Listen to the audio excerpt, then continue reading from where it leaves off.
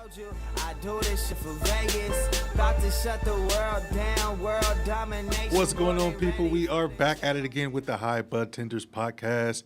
It's your boy Jorrell, and you know I got my road dog, my partner in crime, Rocky.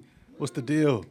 Dude, you know what the deal is? That we are legal now in 24 states 24 for of cannabis. them. Dude. Yes, and counting. Yeah, and counting. Yeah. And I think when we first started this podcast, we had a conversation that we were like, if it starts in 5 years from where we start this podcast, we think that's when legalization is going to happen. It's going to be federal. Or within those 5 years, yeah. Dude, Yeah, can I it's just close, tell you, closer. I was going to make a post the other day because I was like, we dropped the mic heavy on a couple of things that I wanted to bring up because I feel like we're like the Nostradamus of podcast at this point. Just a little bit. Yeah. Okay, so first things, we definitely brought up the price drop on cannabis And this happened serious. fast, Yes. right? And then we also, there was something else I was thinking about today, and I was like, oh my God, we totally brought that up on the podcast, like well before. It happens a lot, yeah. Oh We my kinda- God. Yeah, we might have to change our name To what? the The Nostradamus podcast. to The Cannabis Nostradamus podcast. the High Predictors Podcast or something. I don't know. Yes. It seems like we getting lucky. Yes, so the legalization, that too. And then, of course, the price is going down. Oh, and MSO. MSO, yeah. you're saying Remember? it, yeah, Oh, taking 3 over. years ago, I told you that was going to be the Bigfoot that walks in the door. And it's not because we are the Nostradamus podcast. And it's just because that's how retail goes. Yeah, it happens, yeah. Every retail industry.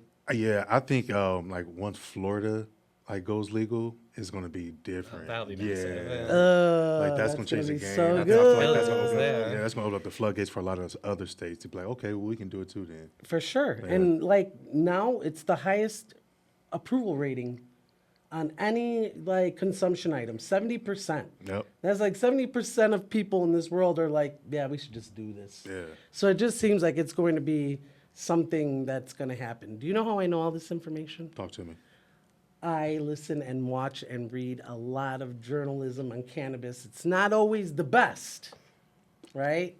But I will tell you that we do have one of the best here with us today. One of the best writers in the I state. have to say that. I would like to introduce a well-known journalist in the cannabis industry here in Vegas. And what's great about him is that he covers everything from cannabis culture to politics to advocacy. So he does the whole gamut. And I love him to death. Welcome, Josh Kasoff. Thank you. going on, Thank you so much Josh? for having me, How Rocky and are Jorrell. you? It's doing excellent. Thank you so much for having me. It is a tremendous honor. Absolutely. It's probably long overdue. Yeah? Well, it's an honor to be here regardless. All Absolutely. right, so what are we lighting up? Oh, so this is Medellin by Circle S Farms. So this is going to have probably a little bit more limonene in there for you. A lot more limonene. Which is good. Yeah, which is good for like this it. podcast. Yep. So, Josh, tell the people a little bit about yourself. So I've been doing cannabis journalism for about 7 years in total, but I moved out here to cover it more fully, more boots on the ground, more, from a full-time perspective. Where'd you move from? The great city of Dallas, Texas. Oh, okay. But I was born and raised in Houston, so H-Town till I drown, I've never heard of that one It's before. a common phrase in Houston. A lot of people say it. H-Town till I drown. I love A lot it. of people say it. Okay. I'll be saying it all the time. Every time I meet somebody from Houston. Yep. A lot of people say it. So I grew up there. I went to college at the University of North Texas, where our school slogan was Mean Green. And it was, the acronym was UNT. So Yeah. a common saying was, you can't spell blunt without UNT. So that was really where I started to enjoy cannabis. I grew up in a pretty, I guess, conservative would be the word, household. My parents didn't want me getting into weed or alcohol or anything like that. Just they didn't want my studies slipping. They didn't want me to, get in trouble in other Texas. ways. It's Texas, yeah. It's it's completely Texas. illegal. There's no medical justification. So I stayed away from it when I was younger. But once I got to college, on the other hand, I was 5 hours away from my parents. I joined a fraternity, so, that's where I started trying it. And I knew I liked it, just the feeling of getting stoned, if nothing else. But I didn't really notice the medicinal effects behind it and how it, very positively impacts my overall mental health until after I graduated. Long story short, I interned at Disney World. It was a very crazy time overall. It was like living in a whole other country. And that country's North Korea because of how controlling and crazy and culty everything is there. So I got out of that, and I majored in hospitality too. So going there and then leaving that, I was sort of confused as to what to do in life. And so, the anxiety that comes from that, early 20s crisis, you don't want to call it a midlife crisis, but, Right. That uncertainty of what are you going to do in your 20s? Mm-hmm. Well, now that I'm not doing hospitality, what am I going to do? I always like writing. I always like the written word. I read a lot in school. My report card was not the best. Math and science, I would always get C's or just straight D's, sometimes F's in. But, literature, writing, everything in those fields I absolutely loved. I always had great teachers on top of that too. So I knew I always enjoyed doing that. And I didn't realize that there was a tremendous gap when it comes to cannabis coverage, cannabis journalism and everything, until what really inspired me not only to move out here, but to go, full circle with cannabis journalism was I came out here for a fraternity conclave in the summer of 2017. It was a whole week I don't remember a lot of, obviously. It was Of course. me meeting with a lot of old fraternity brothers, a lot of memories we don't remember. But I did go to my very first dispensary. Well, 3 dispensaries technically. But it was my first legal one. And it was the Essence, I guess now, Rise on Tropicana. Mm-hmm. And we got some strawberry lemonade pre-rolls. We got a bottle, I guess, of Canna Punch. Mm-hmm. And that went really, really quickly. And I could really see the range in quality from what we were getting, in Texas, which is just from, a friend of a friend, as opposed to buying something from a legal dispensary. Right. That range in quality is so noticeable. I remember I thought the first legal joint I smoked, I thought it was infused, with concentrate or kief or something, because it was so strong. And I was just we had been smoking a while. I was 24, 25 during that trip here in Vegas.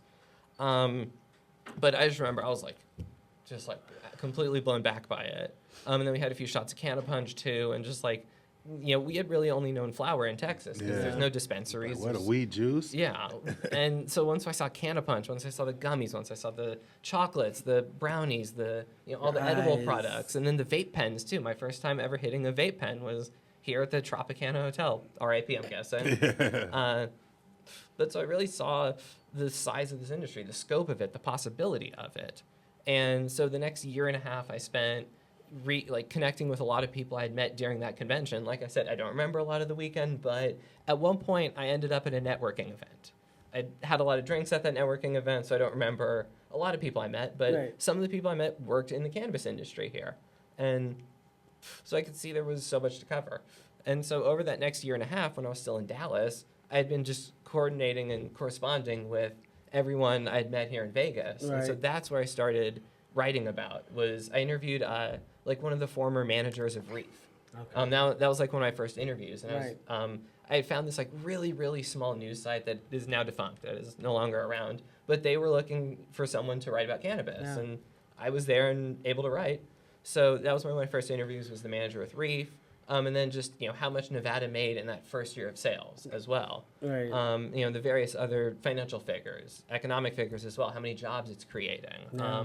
So I started covering not only that, but all the other states that legalized in 2018 and, what the possibilities are there. I remember in 2018, it didn't pass, but they voted for recreational in North Dakota. It didn't pass by a few points, but not by a lot. And this is North Dakota. Yeah. And I ended up interviewing the mayor, I think it was the mayor of Fargo, North Dakota at the time. And so I got to interview him. So that was really my first political interview on top of that. And, so I'd really just been covering, what's going on in Nevada, what's going on in, Oregon, a couple of the Pacific Northwest states, California as well. And also, political stuff on the federal level. If y'all remember Jeff Sessions. Oh, yeah. He was one of the first politicians I got to cover quite a bit. And I made so many Foghorn Leghorn jokes about him. He sounded so much like Foghorn Leghorn. Good people don't smoke marijuana. And so I had so much fun with him. And, I could see that I don't know, my life in Dallas was just, I had good friends, but it was just growing stagnant. I was working for this mortgage company doing just boring data entry. And if you had ever seen Zootopia, if you've seen the sloth in front of the keyboard, just pressing like that. So that was basically me in that mortgage job. And it was so boring. And I knew this is not what I wanted to do. It was something that got me away from the craziness of the hospitality industry. It was, after going crazy at Disney World and having a really bad time just working in the service industry in general, I knew I wanted something different. I knew I wanted that boring 9 to 5, Monday to Friday, weekends and holidays off. I didn't really care what I was doing as long as I could get weekends and holidays off. Right. And so, I got a really boring office job, but then I became really bored. So, which goes without saying. Oh yeah, and it was just monotonous as hell too. So then you were just like, let me look into this more cannabis. And so I saw, there were a lot of job opportunities in the industry out here.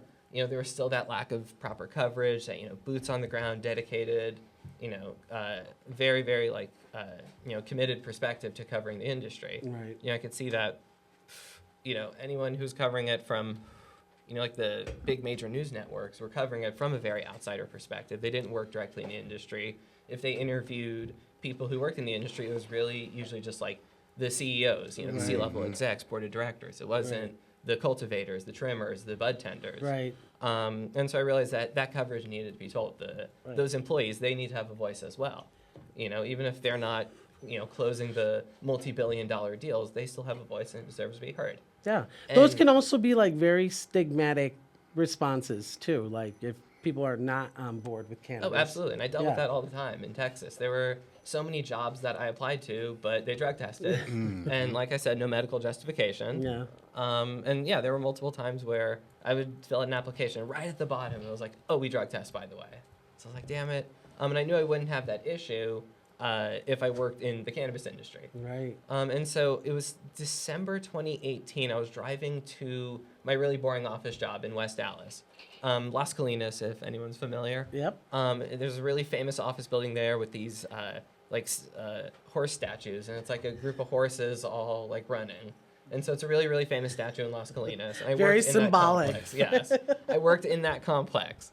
And so I was driving to work, and I didn't even know I was in a school zone. Yeah. I think I was going like 25 and a 20 or something, and I got pulled over. Oh. And I didn't have any weed on me. I wasn't like stoned or anything like that. It was 6:30 in the morning. There was literally nobody around. Yeah. And on top of that, it was a Catholic school zone. So like, where worse for a Jew to get a speeding ticket? And so I just got the speeding ticket, did defensive driving. I mean, had it on my computer while I was playing Grand Theft Auto and hitting my vape, of course, but I still did it. And so I don't know why that speeding ticket was the catalyst of me just saying, fuck it, I'm done with Texas. It's never going to be legal here. I'm going out to the Wild West. I'm going to be the journalist on the new frontier and just see where I can go from there. How did you cut your teeth here in Vegas? So completely by chance, I'd moved here and I went to a Shabbat dinner because I'm Jewish, so I was looking for connections in the community. Yeah. Ended up at a Shabbat dinner, and a lady who was at that Shabbat dinner, very coincidentally, her friend was Beth Schwartz, who was the former editor for Elevate Nevada. Okay. Mm-hmm. And so I connected with that lady after Shabbat, and she connected me with Beth. Okay. And so that's how we got connected. I just told her my whole story that, just moved here to cover cannabis. I have a lot of ideas for articles in mind. I'm going to be working directly in the industry as well from a very Hunter S. Thompson gonzo perspective as well. And so I think she really, really appreciated that perspective. Right. And so, so she took me on, and so I started writing for Elevate.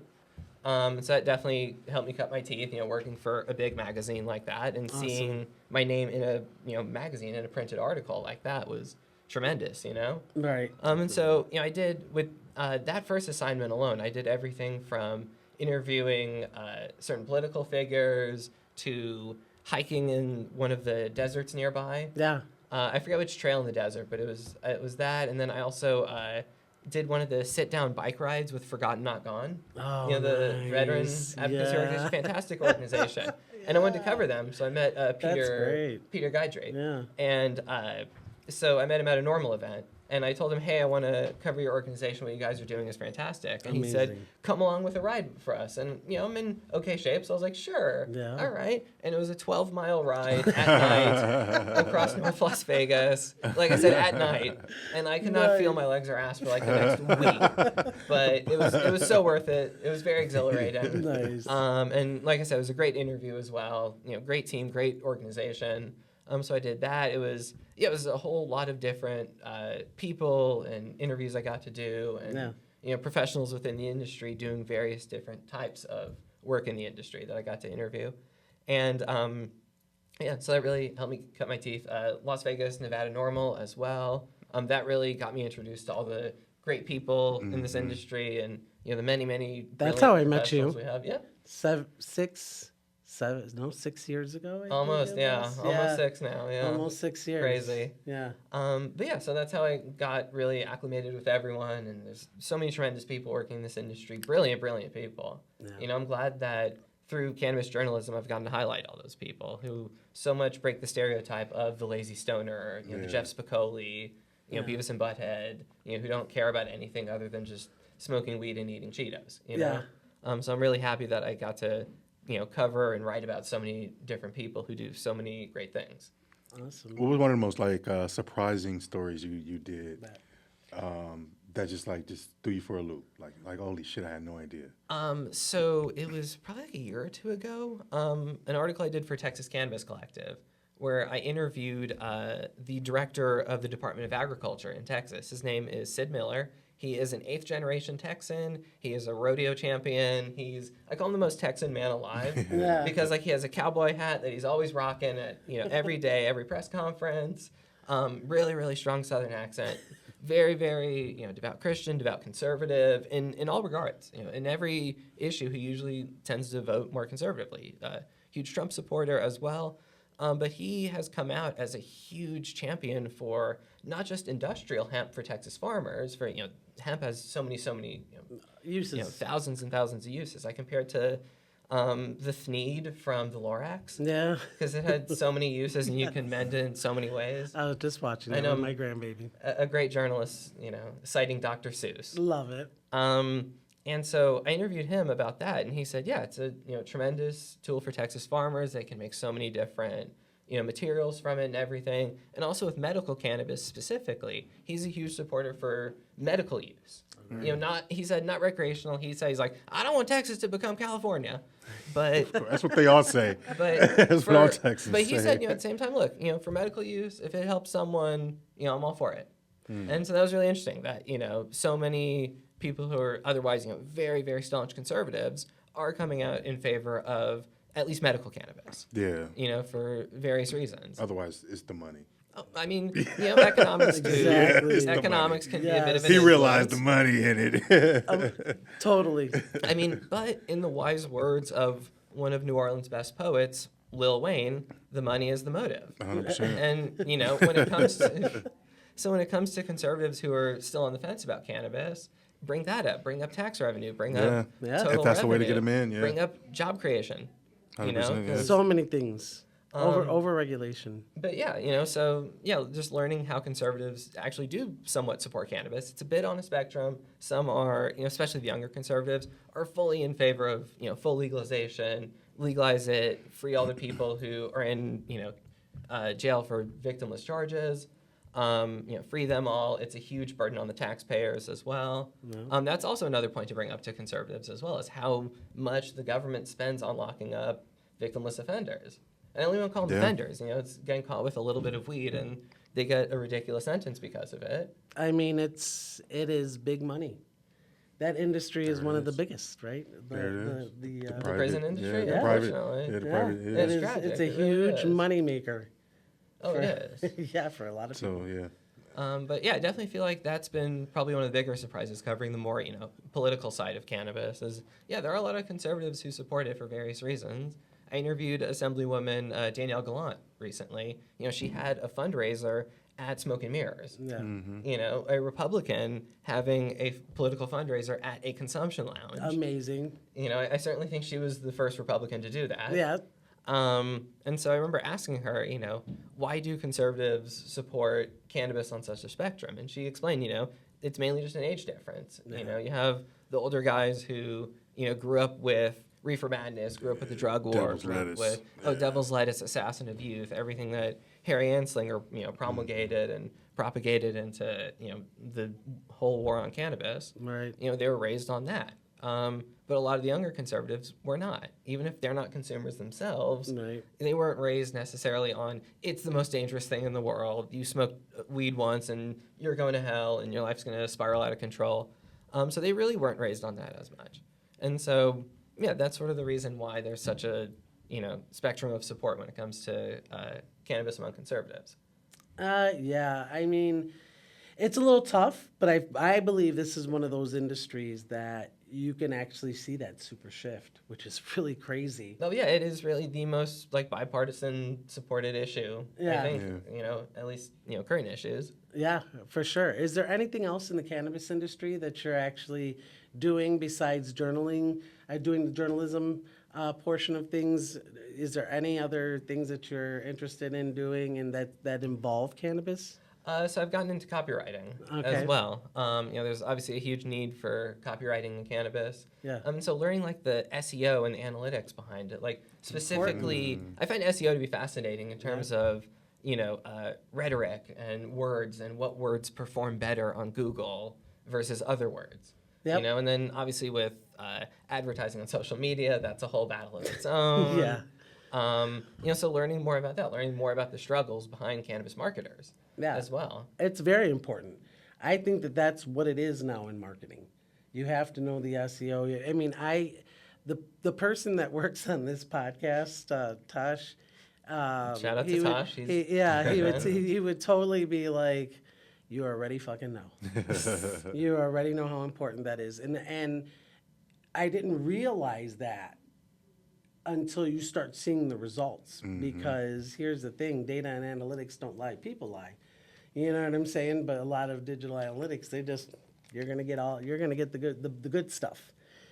So Well, and Vegas in particular is such an interesting market because yes, there's a very strong local market, but the tourism market is its own juggernaut. no. And so, brands having to appeal to both locals and tourists alike is definitely an interesting, balance. Yeah, for sure. And writing one type, that's more tourist focused or more local focused. It's interesting, Yeah, for sure. The awards are coming up again. They are. Yeah. The Oscars.